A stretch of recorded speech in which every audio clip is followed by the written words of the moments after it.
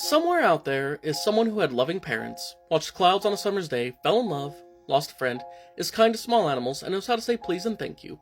And yet, somehow, the two of you are going to end up in a dirty little room with one knife between you, and you're going to have to kill that human being.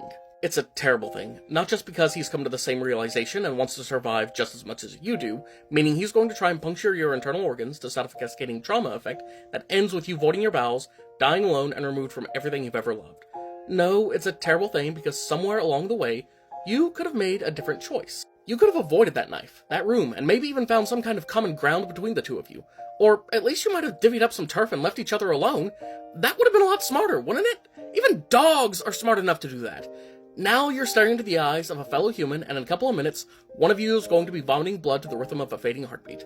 The survivor is going to remember this night for the rest of his or her life. That passage is from the role-playing game Unknown Armies, 3rd edition, Book 1, page 60, where it is used to set the expectations about what physical violence is like in the world of Unknown Armies. It then goes on to describe 6 different ways the fight could have been de-escalated, made a non-issue, or avoided altogether. But if you're backed into a corner, too stubborn or too determined to hurt the person in front of you, then, to quote the book, the rest of the section contains rules for simulating the murder of human beings. Have fun.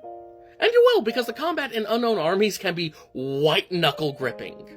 But yeah, that one passage from Unknown Armies made me really reevaluate how I approached combat and violence in nearly every game I run, and honestly, I feel made me a better game master for it. Anyway, if you made it all the way to the end, thank you so very much for watching, and I hope you have a very lovely day.